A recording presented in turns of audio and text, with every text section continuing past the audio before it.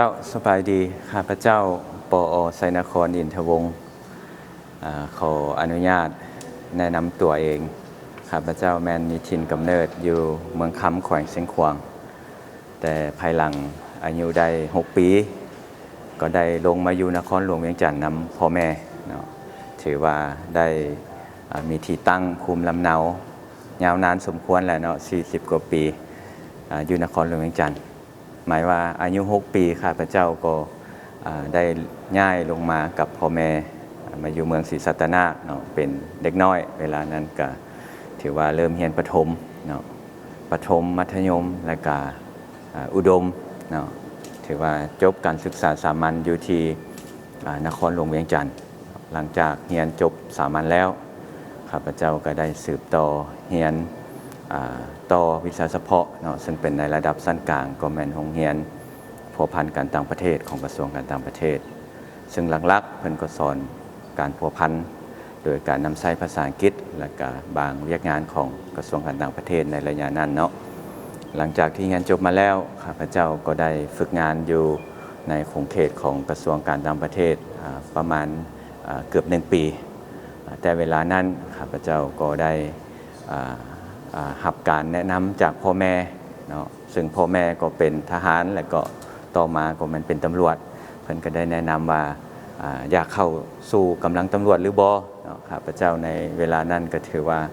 รอคอยท่าแหละเนาะในการเข้ากระทรวงการต่างประเทศแต่ว่าแนวใดก็ตาม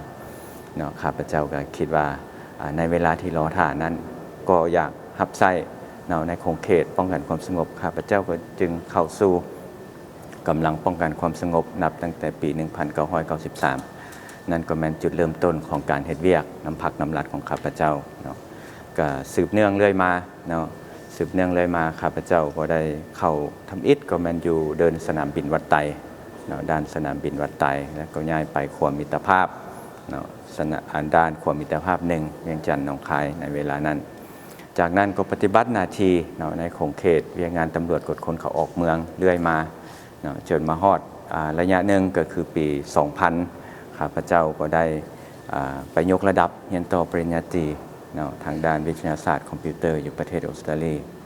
แล้วก็กลับมาปฏิบัติหน้าที่เนาะในขงเขตเวียงงานตำรวจกดคนเข้าออกเมืองต่อมาก็ได้สืบต่อเนาะยกระดับตนเองเรียนต่อปริญญาโทเนาะทางด้านขงเขตบริหารธุรกิจสากลนำพาโครงการสากลเนาะซึ่งเรียนอยู่ที่สปป.ลาวพวกเขาและก็เรียนอยู่ประเทศฝรั่งควบคู่กันไปเนาะหลังจากเรียนจบปริญญาโทข้าพเจ้าก็กลับคืนมาเฮ็ดเวียกอยู่ในกรมกองเนาะภายหลังเฮ็ดเวียกไประยะหนึ่งมาฮอดปี 2010 หาปี 2015 ข้าพเจ้าก็ได้ตัดสินใจไปยกระดับตื่มอีกเทื่อนึงค้นคว้าปริญญาเอกเนาะเกี่ยวกับวิทยาศาสตร์การคุ้มครองบริหารจัดการซึ่งเป็นโครงการร่วมมือของมหาวิทยาลัยแห่งชาติร่วมกับมหาวิทยาลัยเทคโนโลยีวิทยาศาสตร์คุนหมิงและก็ได้สำเร็จการศึกษาเนาะในปี 2015 จากนั้นข้าพเจ้าก็ได้ปฏิบัติหน้าที่ไประยะหนึ่งเนาะจนฮอดปี 2011 เนาะท้ายปีก็ได้มีการยกย้ายเนาะตามทิศทางการจัดวางบุคลากรเนาะของรัฐก็คือการจัดตั้งรัฐบาลชุดที่7ข้าพเจ้าก็ได้รับการทับทามเนาะให้ย้ายมาทางเบื้องพลเรือนข้าพเจ้าก็จึงย้ายเนาะมาปฏิบัติหน้าที่อยู่กระทรวงทรัพยากรธรรมชาติและสิ่งแวดล้อมนับแต่นั้นเป็นต้นมาเนาะมาฮอดปี 2018 ข้าพเจ้าก็ได้รับการแต่งตั้งเป็นรองรัฐมนตรีกระทรวงทรัพยากรธรรมชาติและสิ่งแวดล้อมตกมาฮอดเดือนตุลาปี 2024 นะครับข้าพเจ้าก็ได้รับการแต่งตั้งไปประจำการอยู่แขวงพงศาลีเป็นรองเลขาคณะพักแขวงเป็นรองเจ้าแขวงปฏิบัติหน้าที่ได้ประมาณ6 เดือนกว่าข้าพเจ้าก็ได้รับการแต่งตั้งให้มารับหน้าที่ใหม่เนาะอยู่ศูนย์กลางก็คือการโฮมกระทรวงเข้ากันเนาะซึ่งกระทรวงใหม่ที่โฮมก็มันกระทรวงเกษตรกรรมและสิ่งแวดล้อมข้าพเจ้าก็ได้รับการแต่งตั้งมาเป็นรองรัฐมนตรีรวมทั้งได้รับการเลือกตั้งจากกองประชุมใหญ่องค์คณะพรรคดังกล่าวก็ได้ เป็นห้องเลขาคณะพักกระทรวงเนาะถือว่าปัจจุบันบอนสังกัดของข้าพเจ้าก็แม่นกระทรวงเกษตรกรรมและสิ่งแวดล้อมต่อกับการลงสมัครสมาชิกสภาแห่งชาติสุดที่10นี้ข้าพเจ้าก็มีแรงบันดาลใจ เนื่องจากว่าข้าพเจ้าได้มีโอกาสรับใช้พ่อแม่พี่น้องประชาชนเนาะด้วยการลงสมัครสมาชิกสภาแห่งชาติสุดที่9ที่ผ่านมาเวลานั้นข้าพเจ้าก็ได้ลงรับสมัครอยู่ที่เขตเลือกตั้งที่12แขวงคำมวลก็ได้มีบทเรียนความรู้ประสบการณ์มาระดับหนึ่งเนาะแต่ในเทื่อนี้ข้าพเจ้าก็ยังสืบต่อแรงบันดาลใจที่ญาติได้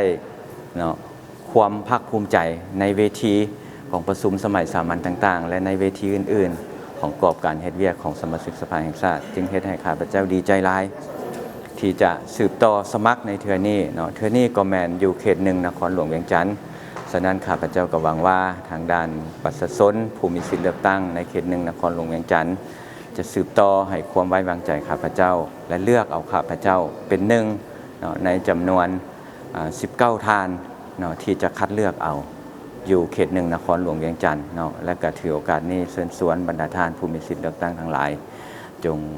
ไปร่วมเนาะใช้สิทธิ์ของท่านในวันที่22กุมภาพันธ์อย่างตั้งหน้าเนาะขอฝากเบอร์4ไว้นำบรรดาท่านขอขอบใจทหารปวงชนทุกเผ่า